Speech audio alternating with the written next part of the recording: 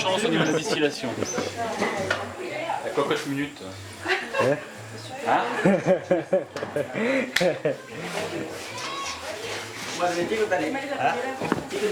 Ben voilà, ça a démarré, ça n'est pas encore démarré. Hein. Les premières flammes. Hein.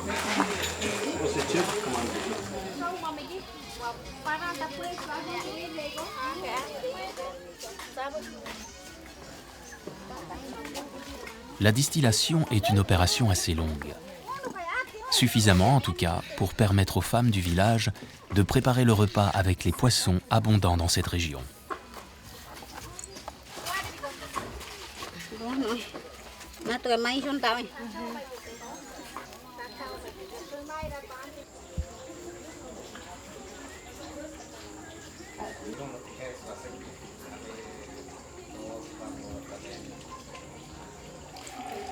Mais on voit quand même un peu d'huile dedans, regarde. Tu vois, on va les...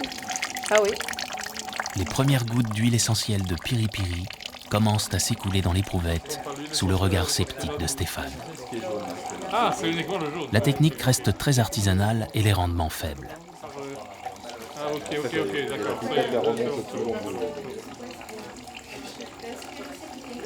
C'est pas très bon, celle-là. Il y a de l'huile, là, on voit de l'huile. Pourquoi? C'est quoi le problème? Là, tu as de l'eau florale, mais tu vois encore, tu as de l'huile, des traces d'huile qui sont dedans, donc tu vas refiltrer derrière. On peut dire c'est celui le plus près, c'est... Pour 124 kg de masse verte, on obtient 74 ml d'huile essentielle de piri-piri. Et vous avez vu le travail que ça fait. Donc ça fait un rendement de... Ça fait que c'est de l'or liquide en fait. Ouais. C'est pour ça que... Ça fait du 3500 €, quelque chose comme ça, à peu près le kilo, hein, c'est 3500 €.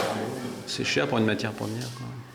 C'est très cher. L'avantage du piri-piri, c'est que c'est très puissant. Voilà. Donc il ne faut pas en mettre beaucoup dans une formule. Un tout petit peu, ça part, voilà. Ça explose. Donc, Bon, mais je pense que de toute façon, il y a quand même des améliorations possibles sur les rendements. Ce qu'on va essayer de faire, c'est d'essayer du piri-piri le petit alambic, qui a un système de pression.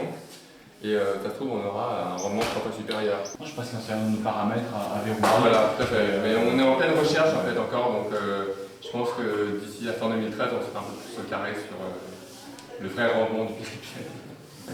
Voilà.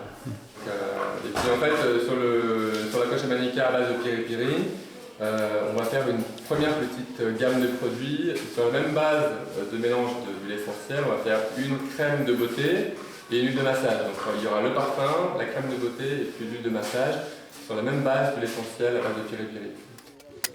Autre ressource à l'étude pour le prochain parfum, l'écorce de bois de rose. Matière précieuse par ses qualités olfactives, mais matière aujourd'hui sous contrôle. Elle est donc difficile à intégrer dans la parfumerie contemporaine. Super bon, ça, bois de rose, c'est magnifique. Alors aujourd'hui, c'est un arbre qui est protégé, qui est sous CITES. On ne peut pas l'utiliser aujourd'hui dans les formules de parfumeurs. Et ça veut dire d'abord sans doute un travail sur les feuilles, un travail sur les branches, distiller d'abord les feuilles, distiller les branches, et par la suite on pourra distiller le bois. Mais c'est un travail de long terme, comme tout ce qui est développement durable. Il faut travailler sur plusieurs générations pour arriver à retrouver ce type de matière. Mais ça reste quelque chose qui est, à mon avis, vraiment important pour le parfumeur de retrouver ce type de matière dans ses compositions. Ah oui, escúchame, la idea es de tomar este tipo de... Con machete vamos a... Sí, objetivo es así.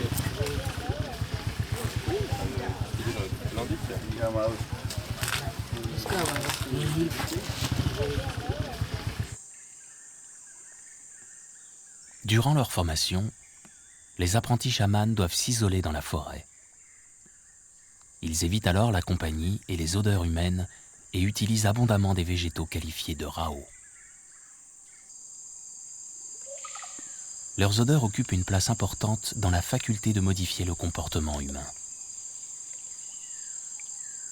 L'influence qu'elles exercent sur l'être humain indique la toute-puissance de leur maître et justifie leur importance pour l'initiation chamanique.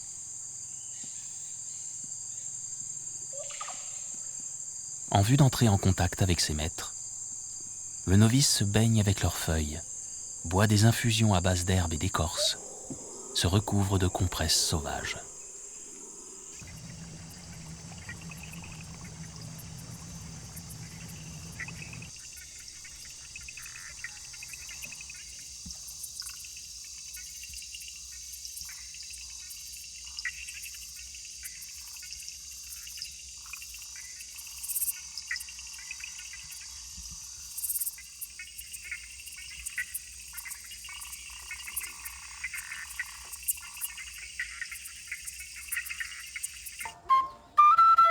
Tito est le plus vieux chaman du village. Il a accepté de montrer son jardin secret à Stéphane, accompagné de Michel. Des plantes et des arbres étonnants qu'il a plantés lui-même depuis de nombreuses années et qu'il utilise pour son art. Aquí hay muchas plantas medicinales. Ah, Il y a une beaucoup de plante plantes médicinale. médicinales ici. Muchas plantas medicinales. Il peut nous C'est donner son jardin. ¿Cuántos quelques plantas éléments. hay aquí? Hay como, para muestra nomás esto. Allá en Chaicones sí En hay, Chaicones. sí, ajá. Pero voy a sembrarlo bastante acá, toda clase de plantas medicinales. Aquí. D'accord. Este le voy a llenar todo así. Très bien qu'il nous donne quelques plantes aromatiques qu'il sent, qu'il connaît, lui qui Hay va aquí soigner ou qui plantas sert en arôme. aromáticas que se puede utilizar en perfumería, en tu jardín. Ajá, sí, ajá. ¿Sí? Ajá, sí. ¿Te podría mostrar después? ¿Sí? Ok.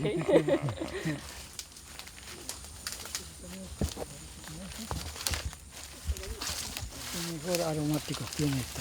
Ah, Charlotte travaille avec Jérémy à Cœur de Forêt. Et Tito aime bien rester en sa compagnie. il y a beaucoup d'odeurs. Vous allez aimer. Ah oui, oui, complètement. Là. Ben oui, là, carrément l'amande amère. Hein. Tu vois, Ah, disons, ça sent d'ici. l'amande Ah, amère, ouais. ouais. Ah, ouais. Ouais, l'aldéhyde benzoïque. Là. Ça va remplacer la fève tonka. Ouais, c'est Oh vrai. la vache. Ah, ouais. C'est la colle blanche. Ça, ça là. va. La colle blanche quand t'étais Ouais. gamin, cette colle blanche. Ah, ouais. là. Ça c'est Ah, ouais, ça c'est bon ça. L'amande, c'est l'amande amère, tu sais. Cette odeur-là, c'est super. Comment il appelle ça? oui, ça c'est vraiment intéressant parce qu'on sent que c'est du concentré là. ¿Cómo se llama este? Este se llama numaro. Numaro. Numaro. Numaro. Sí. Numarao. Là, on va voir le fameux arbre, le Sagrada del Dragón, qui donne donc du sang. Ça s'appelle le sang de dragon, qui est en fait une matière très rouge. Et la légende veut que cet arbre donne son sang pour sauver sauver les hommes. Ça peut être escarifié. Voilà, on va taper sur ça. Alors tu vois le sang qui coule. ¿Cómo le utiliza este sangre? Este para cicatriz, el corte de operaciones, ¿sí? Ah oui. Con eso. Donc c'est aussi pour les opérations C'est ouvertes. pour les opérations ouvertes. Ajá. Ça cicatrise. Entonces ya pues ya no va a abrir cuando con movimiento, ¿no? Como una carne nomás se hace. C'est cicatrisant. C'est Y assez nunca no pertinent. vuelve más. Et ça revient pas. C'est une belle cicatrice. Ah ouais. C'est amer.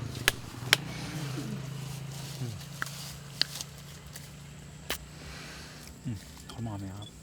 Mucho le hemos utilizado por eso son estos cortes todos. André Labo. Muchas gracias, Tito. Un poco de sangre de dragón. Voilà, la petite fiole de sang de dragon. Je dirais pas qu'on rien, c'est une odeur verte quand même. C'est vrai? Tu la froisses? Ah oui, ça y est, là, ça arrive là. Oui. Ça arrive Ouais. après, Ouais, oui, ouais. oui. Mhm. Tout à fait, oui. Non, ça, hein. Moi j'aime bien ces odeurs-là en Ouais, plus que ouais. marine. Ah, ça pourrait être. Ça peut être ça intéressant. tu pousse vois. bien parce que ça a l'air C'est prolifique. intéressant et en plus il dit que c'est utilisé aussi pour les histoires d'amour. Oh là là. On retombe encore sur les mêmes questions. Hein. En fait c'est un peuple d'amour les peuples Shipibo. La liane d'ayahuasca. Vous voyez comme c'est torsadé, c'est beau. Hein. Ça, ils en s'y servent pour les cérémonies ayahuasca. Elle est très très belle cette liane. Elle a combien d'années, Charlotte? Tu peux lui demander combien d'années une liane comme ça?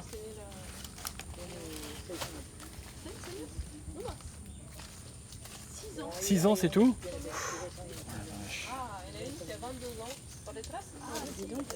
Ah, là-bas, là. Ah, t'en as une qui a 22 ans, là, derrière. Il en existe dans les forêts qui ont 100 ans et qui sont grosses. Donc plus elles sont vieilles, plus elles ont en plus des propriétés importantes. Sí, hasta cuándo. Ahí está, se puede decir.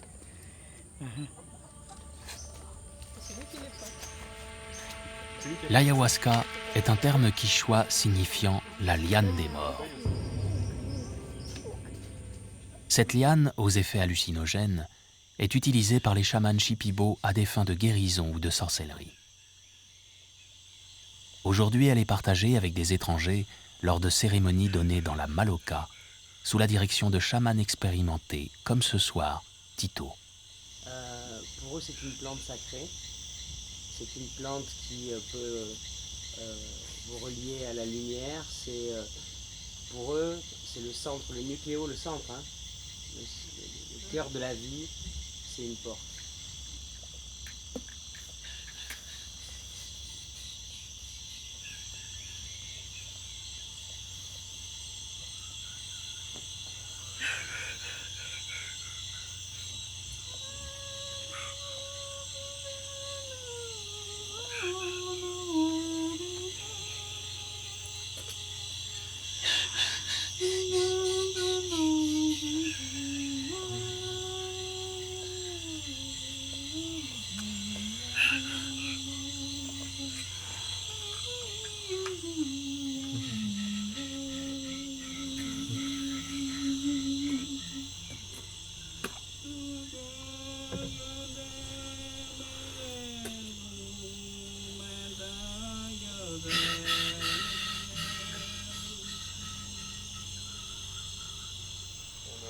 C'est la région, autant la jonquille ne sent pas, autant la narcisse.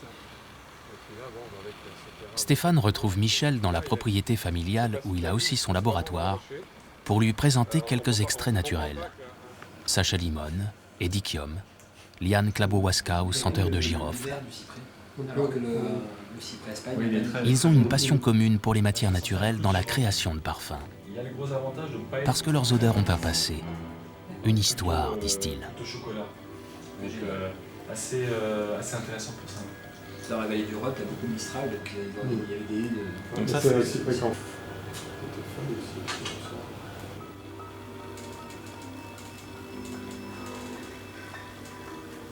On va aller jusqu'à 300. On va déjà sentir ça, pour voir ce que ça donne. On va mettre le capuchon. Michel a souhaité tester les nouvelles matières. Et par un heureux hasard, ou peut-être une influence chamanique, il découvre un parfum. C'est pas mal, hein? C'est pas mal du tout. Merde, j'ai pas noté la formule.